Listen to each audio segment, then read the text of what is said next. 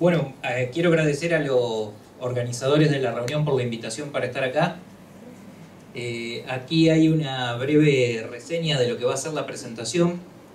Mientras ustedes la leen, les comento que esta presentación tal vez sea la de mayor nivel de organización dentro de lo que se va a tratar en el Congreso. Acá vamos a tratar el nivel de eficiencia en el uso de recursos a nivel de secuencias de cultivo.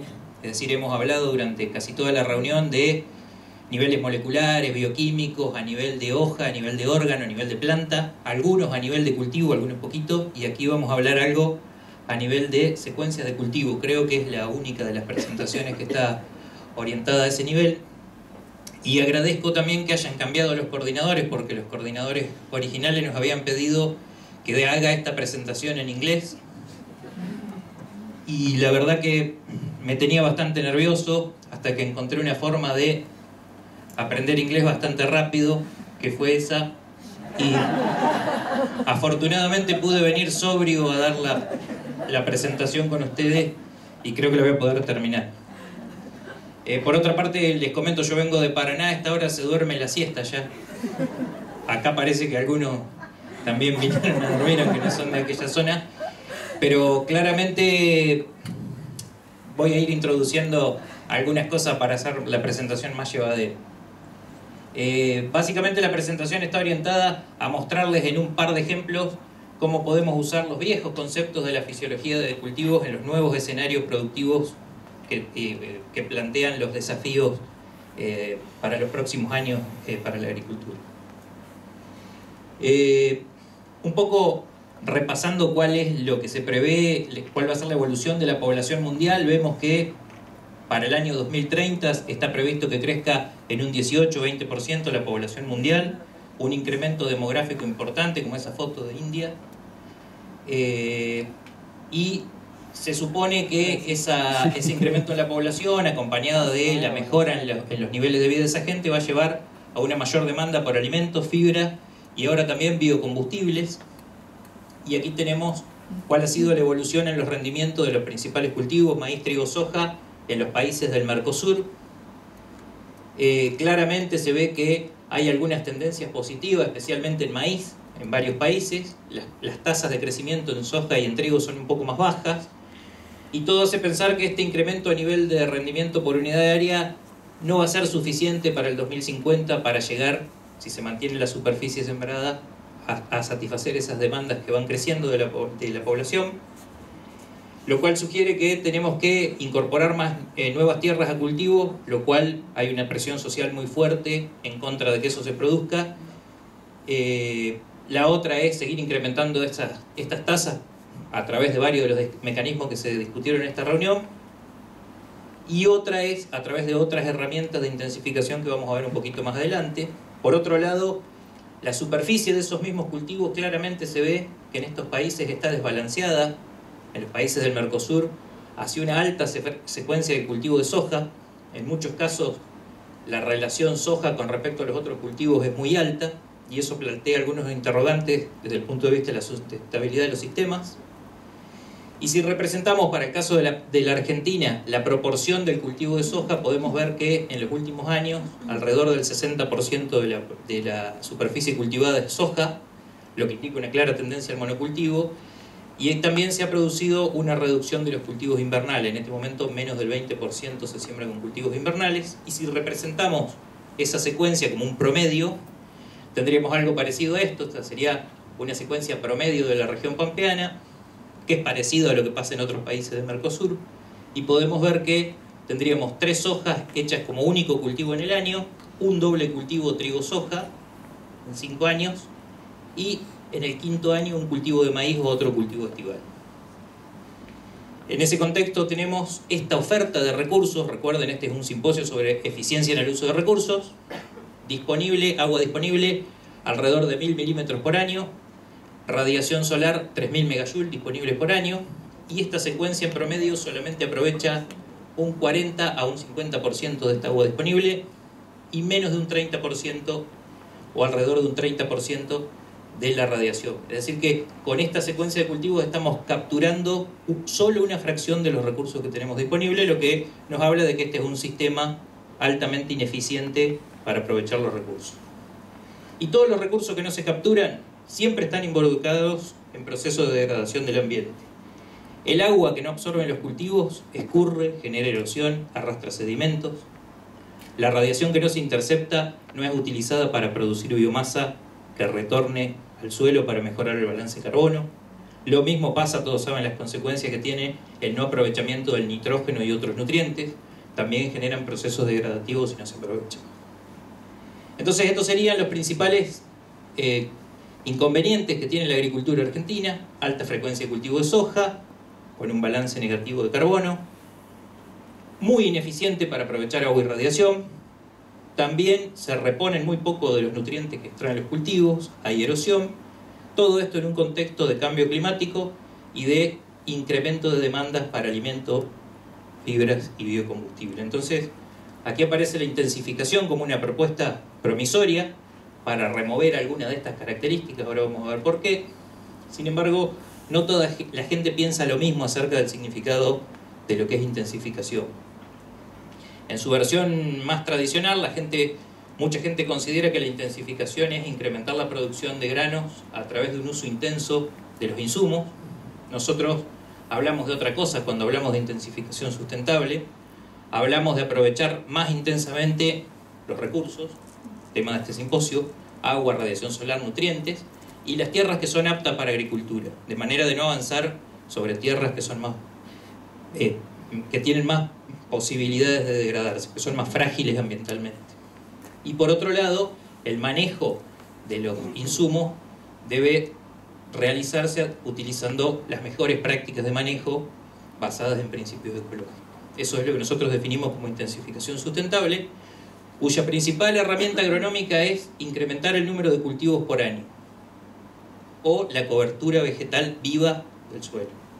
O sea, acá tenemos cultivos de cobertura o dobles cultivos que podemos realizar como estrategia agronómica para hacer intensificación. Y utilizamos un indicador que es el ISI, viene de eso que dice ahí en inglés, que es el índice de intensificación de la secuencia, que indica el número de cultivos por año. Entonces, en este contexto, la aplicación de tecnologías de intensificación consistiría en incrementar la cantidad de cultivos por unidad de tiempo. Es decir, acá tenemos, por ejemplo, 6 cultivos en 5 años, y si pudiéramos aprovechar en estos periodos de barbecho para incluir más cultivos, incrementaríamos ese índice de intensificación de la secuencia. Estas son algunas de las opciones para intensificar la secuencia, distintas alternativas: cultivos de invierno, diferentes al trigo con soja, porque la opción más común en las pampas es trigo-soja, cultivos de cobertura previos a la soja, cultivos de cobertura previos a maíces sembrados tardíos o sorgo.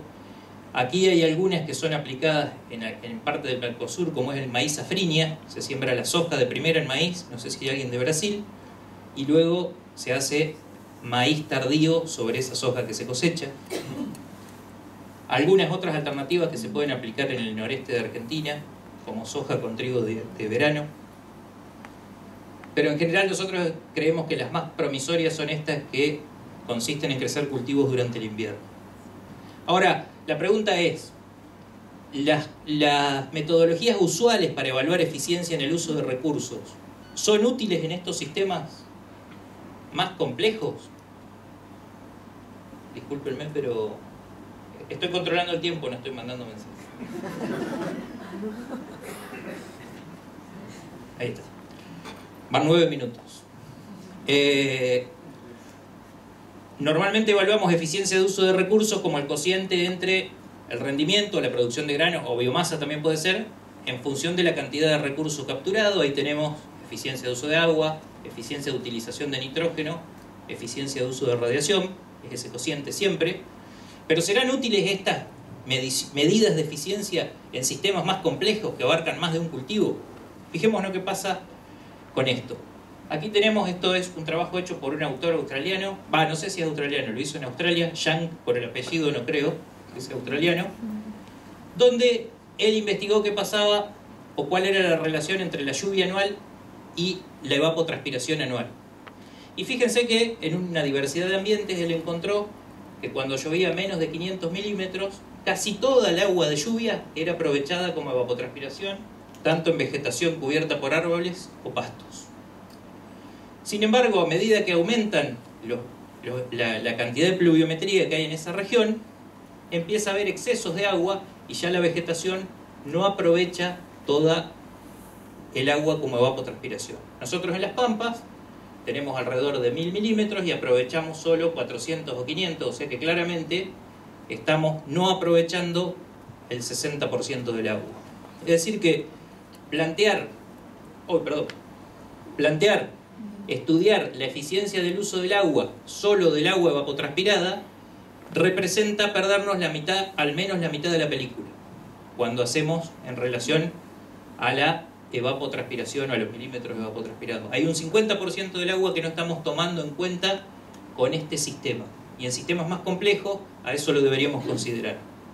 Entonces, para afrontar este desafío nos hacían falta ideas inteligentes. La verdad que surgieron un montón de ideas inteligentes. Estas fueron algunas. Esa fue otra muy buena. Esta también estuvo buena. Es una esponja para cantar en la ducha, en forma de micrófono. Estos unos almohadones muy creativos. Pero en realidad la respuesta la tuvimos volviendo a utilizar los viejos conceptos de la ecofisiología de cultivo. Y aquí tenemos, por ejemplo, esto es para el caso del agua, pero se puede hacer para cualquier recurso, la eficiencia del uso del agua, el cociente entre rendimiento y evapotranspiración. Esto es una medida a nivel de cultivo. Sin embargo, si queremos computar qué es lo que pasa a nivel de secuencia, deberíamos computar qué eficiencia tiene la secuencia para capturar el agua de lluvia. O sea, se puede hacer el cociente entre el agua evapotranspirada y la disponibilidad anual de las lluvias. Y esto se llama productividad del agua, le dimos ese nombre. Fíjense que si yo cancelo la evapotranspiración tengo el cociente entre el rendimiento y la lluvia anual, y mecanísticamente yo puedo saber si la productividad del agua, el aprovechamiento del agua de lluvia disponible, viene por una mejora de eficiencia en el uso o por una mejora en la eficiencia de captura. En promedio en las pampas tenemos 3 kilos por hectárea por milímetro de lluvia, una eficiencia bajísima comparada, por ejemplo, con países como Australia, que obtienen 2.500 a 3.000 kilos de trigo con 400 o 500 milímetros de lluvia por año. Eso da una eficiencia de 5 o 6, el doble de lo que tenemos nosotros, y llueve muchísimo menos. Claramente, para capturar más agua, la estrategia pasa, por incorporar dobles cultivos. Esto es trigo-soja, canola-soja, en relación a cultivos individuales de maíz, estivales, una rotación maíz-soja y cultivos invernales. Claramente podemos aprovechar mucho más agua cuando hacemos cultivos dobles, y la eficiencia de uso de agua puede variar según el cultivo que incorporemos. Hay cultivos que de por sí son más eficientes. Estos son todos cultivos de invierno carbono 3, pero claramente la arveja es mucho más eficiente que el lino, por ejemplo. Y si acá en esto mismo incluyéramos alguna secuencia que tenga maíz, tendríamos mayor eficiencia y mayor productividad de agua. También por incluir una especie que es más eficiente por ser carbono 4. Aquí hay un ejemplo, utilizando todos estos nuevos conceptos: productividad del agua, eficiencia de captura, eficiencia de uso, para agua, para radiación, vemos solo agua, 2 secuencias, trigo, soja de segunda, soja, maíz, tienen la misma productividad del agua. Pero fíjense que el trigo-soja tiene mayor captura que esta secuencia, pero menor eficiencia de uso del agua. Esta tiene menor eficiencia de captura, pero mayor eficiencia de uso de agua porque tiene el maíz. Es decir, que cuando hay 2 cultivos mejoramos captura, y cuando hay una especie carbono 4 mejoramos eficiencia. Fíjense, esto es una secuencia que combina el doble cultivo con maíz, y aquí sí logramos mejorar la productividad del agua por sostener una captura todavía alta conferida por el doble cultivo y una eficiencia de uso de agua alta conferida por el cultivo de maíz. Ya fíjense que en una secuencia trigo-soja de segunda, maíz-soja, nuevamente volvemos a tener productividades del agua similares al de esta secuencia. Por lo tanto, es importante combinar los cultivos y las estrategias para lograr la máxima productividad de los recursos. Pasa lo mismo con el recurso de radiación. En resumen, esta primera parte de la presentación, la captura de agua se incrementa solo cuando incrementa el ISI, o sea, la cantidad de cultivos por año. La eficiencia de uso de agua se incrementa cuando se incrementa la eficiencia intrínseca que tiene el cultivo. Cultivos de carbono 3 de distinta eficiencia o carbono 3 versus carbono 4, o esa eficiencia intrínseca puede mejorar por algunas prácticas de manejo. Y la productividad del agua se incrementa solo cuando se incrementan las dos: eficiencia de captura, eficiencia de uso. Bueno, un modelo simple, basado en un concepto tradicional, nos permitió mecanísticamente explicar un sistema más complejo como una secuencia de cultivo, recurriendo a un concepto antiguo de la fisiología del cultivo. Vemos otro ejemplo más. En este caso, cuando yo les mostré cuáles eran las posibilidades de intensificación, hay muchas que incluyen realizar maíces en fechas de siembra tardía o fechas de siembra extrema. Sin embargo, las condiciones ambientales de estos maíces en fecha de siembra tardía son muy distintas a las de un maíz en fecha de siembra tradicional. Son muy extremas. Hay cambios en la radiación incidente, fíjense, en rojo, en la temperatura, en el cociente fototermal que tiene que ver con el rendimiento potencial que puede alcanzar ese cultivo, y también en la disponibilidad de nitrógeno que hay disponible para ese cultivo. Si ese cultivo permanece en barbecho, suele haber mayor disponibilidad de nitrógeno en los maíces tardíos. Entonces, esa es la ubicación del periodo crítico para un maíz tradicional, esa es la ubicación del periodo crítico para un maíz tardío, y claramente pueden ver las diferencias en las condiciones ambientales. Esto se da muchas veces a expensas de una pérdida en rendimiento potencial, pero a veces acompañada de una mejora en la probabilidad de lluvias que pueden ocurrir en este tipo de fechas de siembra, sobre todo en región pampeana. Esas diferentes condiciones pueden afectar la eficiencia en el uso de recursos, y la disponibilidad de nitrógeno es uno de los factores que más condiciona el análisis de esa eficiencia en la fecha de siembra tardía.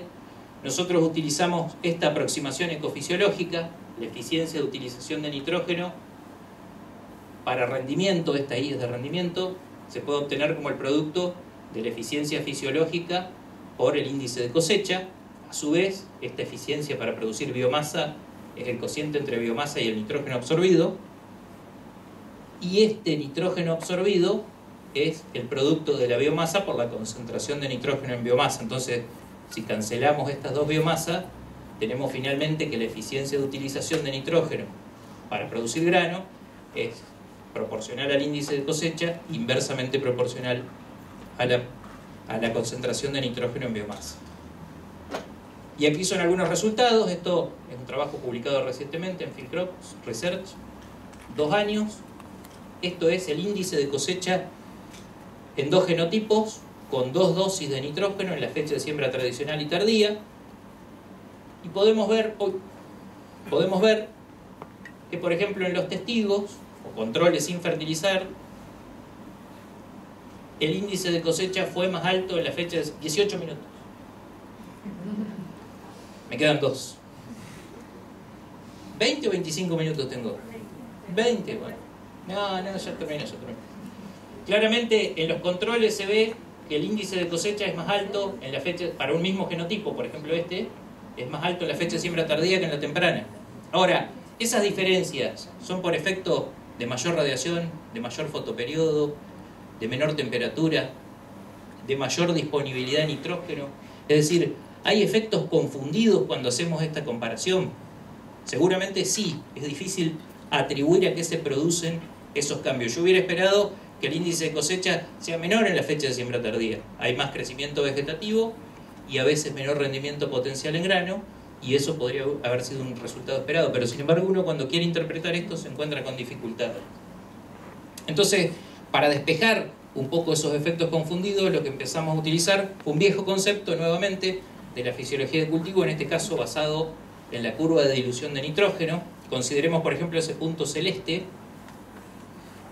que tiene esta es la relación entre la biomasa acumulada en el cultivo y la concentración de nitrógeno en la biomasa. Esta curva representa la concentración crítica de nitrógeno, es decir, la concentración necesaria para alcanzar la máxima tasa de crecimiento.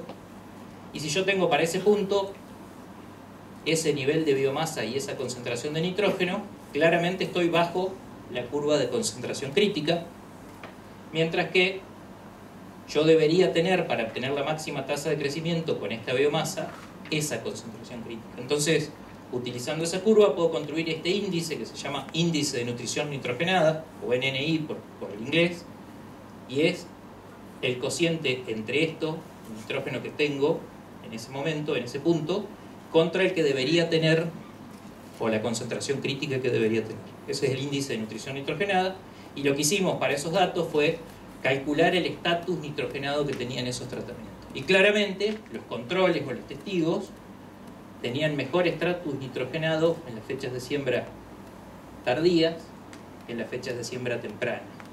Y fíjense que eso se reflejó en función de la respuesta al agregado de nitrógeno, es decir, en las fechas de siembra tardía teníamos mayores índices de nutrición nitrogenado cercanos a 1 y menor respuesta al agregado de nitrógeno, mientras que en las fechas de siembra temprana teníamos menor índice de nutrición y mayor respuesta al agregado de nitrógeno. Entonces lo que hicimos, ¿se acuerdan de la ecuación? Eficiencia de utilización de nitrógeno debería ser proporcional al índice de cosecha e inversamente proporcional a la concentración de nitrógeno en la biomasa. Aquí está la eficiencia de utilización de nitrógeno para producir granos en función del índice de nutrición nitrogenado para fechas de siembra tradicionales y tardías. Y fíjense que hacerlo de esta manera lo que nos permite es comparar entre fechas a un mismo nivel de estatus nitrogenado.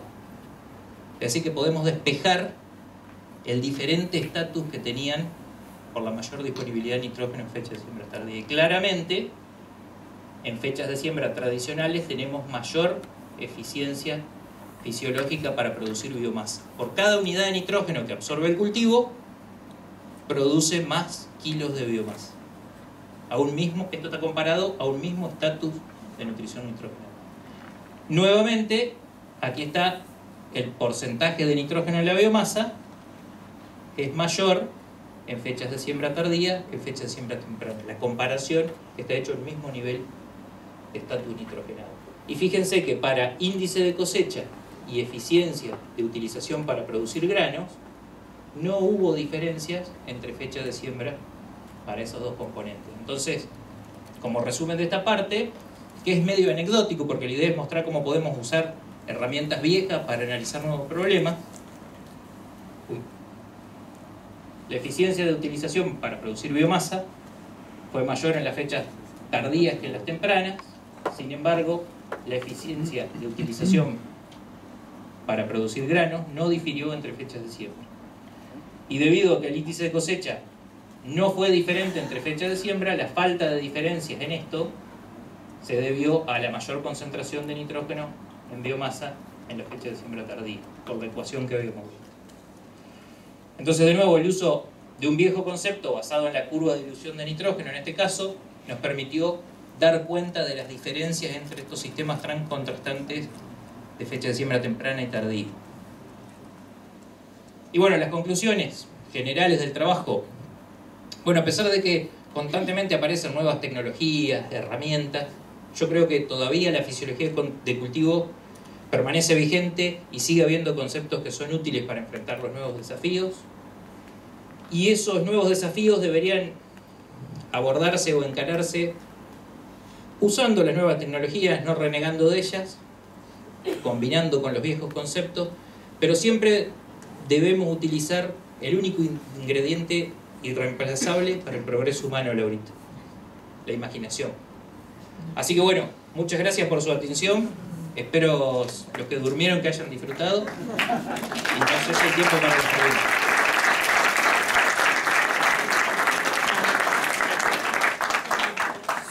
Sí, tenemos tiempo para una pregunta o dos, si son breves.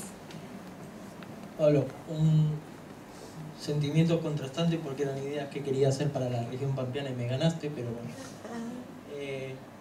Me gusta porque es una idea de analizar el sistema que venía pensando. ¿En qué medida crees que aumentar la intensificación del sistema puede afectar el riesgo del sistema? Porque más en un escenario de cambio climático en el cual las precipitaciones empiezan a ser más variables. Si bien cuando vos crees que poner un cultivo de trigo con un cultivar más conservador en agua, te traslada el agua hacia estadios finales y te caen las lluvias está antes o después, y entonces ese cultivo no las aprovecha y para el otro hay más agua de la que necesitas o de la que tenías planeada. O sea, ¿en qué medida aumentar la intensificación del sistema puede afectar el riesgo de ese sistema? Si es que lo analizaron o qué es lo que pensás. Y otra pregunta es casi linkeada y no tan fisiológica. Casi todos los beneficios de intensificar el sistema se ven a lo largo de muchos años de rotación, no a lo largo de 2 o 3 años. ¿Cómo van a ser en términos de funding? Porque generalmente los proyectos son 2 o 3 años. No, o sea, ¿cuál es la estrategia que tienen como grupo para pensar en eso? Bueno, ¿tu nombre? Daniel. Bueno, con respecto a la primera pregunta, depende de la configuración que tengan las secuencias, el riesgo puede ser mayor o menor. Por ejemplo, maíces tardíos, está bastante claro, hay estudios, un trabajo publicado por Gustavo Madoni sobre balances hídricos, etcétera, que tienen hasta mayor estabilidad cuando se los hacen siempre tardías. La ocurrencia y la probabilidad de lluvia, el balance hídrico, sobre todo, no tanto por lluvia, sino por menor demanda ambiental en periodo crítico, mejora para las siembras tardías. Y la única respuesta de eso debería ser modelando con diversos escenarios, ¿no? Para tener una respuesta precisa a saber cuál es el riesgo. Con algunas alternativas de intensificación también depende de los momentos en los que se intervenga. Por ejemplo, cultivos de cobertura realizados en periodos de baja demanda ambiental durante el invierno en la región pampeana, eso sí lo hemos hecho y lo hemos estimado, no dan balances negativos o dan balances muy poco negativos si la terminación de ese cultivo de cobertura o la aplicación del herbicida de ese cultivo de cobertura se hace hasta determinada fecha, digamos, principios de la primavera. El balance ahí es prácticamente neutro. ¿Por qué? Porque si hay un suelo en barbecho, las lluvias que caen en el invierno son 200 milímetros más o menos en la región pampeana, en eventos de lluvias muy pequeñas, 10 milímetros, 15 milímetros, 7 milímetros, 8 milímetros, que solo mojan el suelo en superficie y no se almacena en profundidad, es decir, la eficiencia de ese barbecho es baja y esa agua normalmente se pierde, en esos 200 milímetros se pierde. Si yo tengo un cultivo ahí, los aprovecho y vacío relativamente poco el perfil, digamos, los balances dan unos 30 a 50 milímetros de reducción en el nivel de agua en el perfil a principio de la primavera, pero luego viene la recarga primaveral, es decir que difícilmente incrementen el riesgo ese tipo de cultivo. Pero digo, depende de la configuración que se arme. Con cultivos para grano invernales la historia es distinta. Luego de principio de la primavera el cultivo sigue consumiendo, hay mayor depresión del contenido de agua en el perfil y el riesgo del cultivo de segunda puede aumentar. Pero creo que la respuesta de esto la vamos a obtener solamente con simulación y haciendo diferentes escenarios. En el corto plazo es difícil que podamos responder esa pregunta con otra herramienta. Con respecto a la financiación de los ensayos a largo plazo, bueno, estamos teniendo algunas financiaciones de organismos internacionales en algunos ensayos. Una que tenemos es por 10 años, llevamos 5. Y bueno, INTA también suele tener cierta, o mantener en vigencia durante varios años algunas líneas de trabajo más que lo que son proyectos de agencia o CONICET. Pero de base tenemos lo de INTA y de este organismo internacional que es el IPNI, que financia por 10 años un ensayo de intensificación.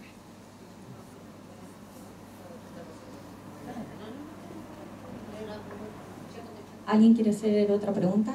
¿Corta?